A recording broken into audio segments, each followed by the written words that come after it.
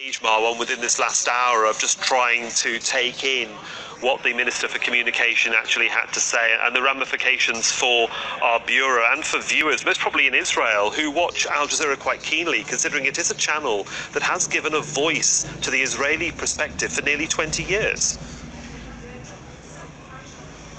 Absolutely. As you said, when we get to the bridge, we'll figure out how to cross it. For the time being, this is still in the realm of threats and warnings, if you will. It remains to be seen whether such a law will pass in the Israeli parliament. For the time being, I foresee more and more condemnations and criticism of the decision by the Israeli government, certainly from within and from without Israel. Because I think a good number of Israeli journalists, you will see, they will stand against this kind of decision, even if they are critical of Al Jazeera themselves. Because, as they say, and this is probably more familiar to Jewish audiences in general, they say they first came for the Jew and then they came to the such and such. And they also understand, everyone understands, you might first come to Al Jazeera, but eventually you will come after every other journalist who you disagree with. So I think more and more pressure will probably build up on Israel and on the Israeli government per se, simply because this is the kind of decision that we've seen when it was taken earlier by certain Arab dictators wasn't received kindly. And by the way, Sahel, I actually want to read this to our viewers around the world, because I didn't realize it was that simplistically stupid. Because the Israeli communication minister said exactly those words.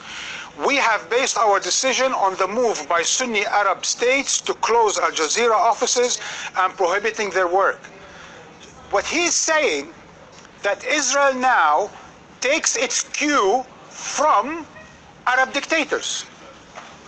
That's it. He actually said we based our decision on the fact that General Sisi of Egypt, who through a coup d'etat is ruling Egypt, and the kind of Mohammed bin Salman of Saudi Arabia and Mohammed bin Zayed of the United Arab Emirates, those dictatorships now dictate to Israel what it does about press and press credentials. Let's everyone around the world now listen up to this. Israel is taking its cues from Arab dictators. Not only are we seeing the emergence of a new alliance between dictators and the military occupation of Israel, a new axis is coming out of the closet, but we're seeing Israeli minister admitting to journalists that Israel takes its cue from Arab dictators. That's the one and only democracy in the Middle East. How do you think if that's the statement that you're coming out with, Marwan, how do you think that's going to be received by the right wing in Israel then? Well, the right wing in Israel has taken a good number of steps to the right. We have been reporting that, unlike a lot of other networks, who like to praise the startup nation and so on and so forth. Our coverage of Israel has shown over the years why the Israeli political map has moved rightward. And how, because the United States continues to reward Israel for its policies towards the Palestinians, including quadrupling the settlements over the last 15, 20 years, including the continued occupation, military occupation, the discrimination against the Palestinian minority within Israel, and so on and so forth. Israel has continuously moved to the right. So even Prime Minister Netanyahu, who is under pressure for corruption cases and so on and so forth, still enjoys the kind of support among various political parties who are mostly on the right in Israel. So, unfortunately, we have a tendency, an authoritarian tendency, that has went to the extreme in Israel over the years.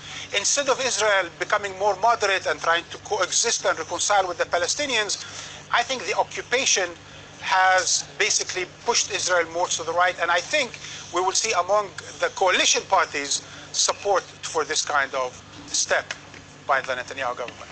Well, for the moment, we'll leave it there, Marwan. Thanks for joining us from London.